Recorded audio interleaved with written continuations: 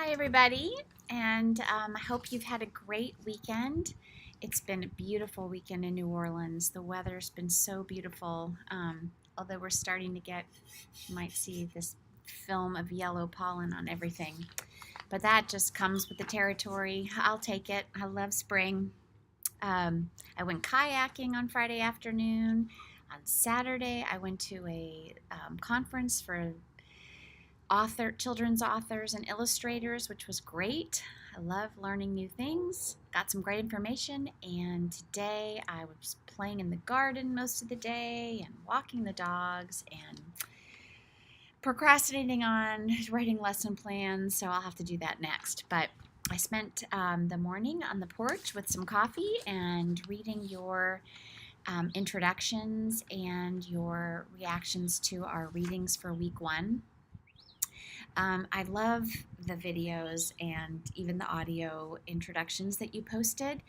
It's just fun to hear your voice and see your face and learn a little bit more about you.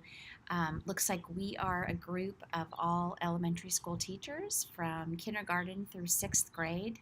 I'll lump you in there, sixth grade teacher. You said you're the redheaded middle school stepchild, but we'll take you.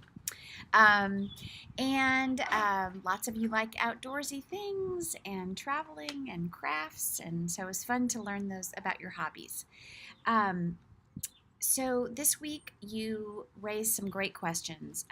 One of you or a couple of you said, um, "Gosh, my kids get go through the testing process, and I think they're going to make it, and they don't, and I want to know why." And also, they make it and then they go down to the gifted room, and I don't even know what they're doing. So, what are they doing? So, we will learn about all of that stuff, and so your questions will be answered, I think, I hope. If not, something's terribly wrong, and you need to let me know if you still need the answers to those questions after this course. But some of the points that were made in the Renzulli readings that I just want to highlight. He said that the identification leading to placement model needs to be replaced with identification for education. So if we're going to bother spending all this time identifying kids and developing these tests that we think are going to, get them into the program, it can't stop there.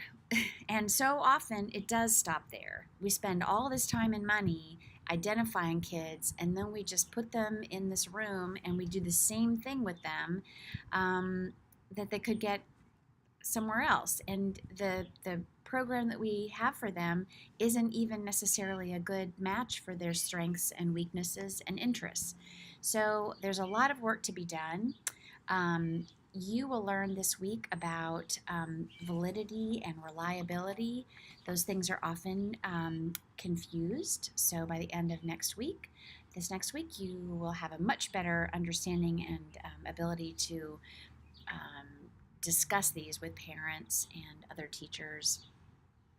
And you'll look at some norm referenced and criterion referenced tests and learn how to interpret those scores. Yes, the more personalized the education can be for the child, the better. If we could develop an individualized education plan for every student and then use that plan well and design just the right educational experiences for every child, we would never have to pull kids out for gifted. We would meet their needs in the classroom. We can't do that well right now. Very few people can. Teachers are not trained in the characteristics of the gifted or in their social emotional issues, in assessment, in all of these things. And until we are training pre-service teachers to meet the needs of the gifted, it's not going to be done very well. You may be in a school that no longer does much pull out because you have a certain number of teachers who are trained. They have gifted endorsements, and so you place your gifted students in those classrooms, and that satisfies the requirements. We say their needs are being met. But you may also know that often that's not the case. Just because the teacher is gifted endorsed, it doesn't mean that he or she is doing what is best practice for the students in the room. There's lots of work to be done. But as we learned this week, even in the pull-out programs, the needs of gifted students are not often met. And so lots to do. Let's see. We're going to learn a lot more about tests, of course, in this assessment course. There are dangers when you only have one test and you're using just one measure as the gatekeeper score.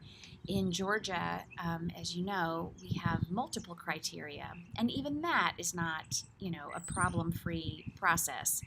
But at least we're looking at different categories. We're using different assessments, and you'll learn about those in this course, that we measure creativity and motivation and achievement and intellectual ability.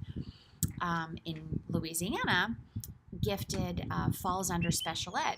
So we do write IEPs for every gifted student, but we don't have very many we have the number that we have identified really only are qualifying on an intellectual abilities test. We just use the IQ score. I don't agree with that method at all. Yet, the kids who are identified do all have IEPs, and there are people following up on them and, in theory, designing really wonderful experiences for them to keep them challenged and motivated in school. I see lots of problems in Louisiana. So no state is perfect. If you ask me, Georgia's doing it best, but yet there's lots of work yet to be done.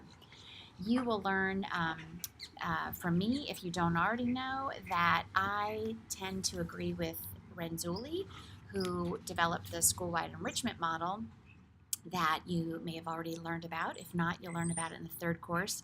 But he talks a lot about gifted behaviors, not gifted kids. And so, he says a lot of kids have the ability to develop gifted behaviors, but we have to get what he calls their 3 rings together. We've got to get above average ability, some creativity, and some task commitment or motivation together. And when we as teachers can provide experiences that help get kids 3 rings together, where those 3 rings intersect, that's where you see gifted behaviors. And no child is going to always demonstrate gifted behaviors, and nor are they only going to be gifted on Wednesday afternoons. So it's something to think about. Maybe you agree or disagree with Renzulli thinking about gifted behaviors as opposed to gifted kids, but it does get away from that labeling behaviors, not children. So, okay, anyway, I hope that you will have a wonderful week. Let me know if you have any troubles. I know a few of you are still waiting on your textbook.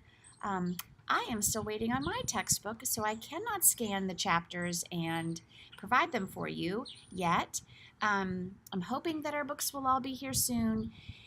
If you don't have the book for this week, just pay really close attention to the PowerPoint that Dr. Crowder provided and the course materials that you can access. And I think you will do okay on the test. I think there are a lot of questions about reliability and validity and criterion versus norm reference tests. If you go through the materials that Dr. Crowder's provided, I think you're going to be okay. But obviously, if you have your text, please do read the chapters, and we'll be great. All right. See you later.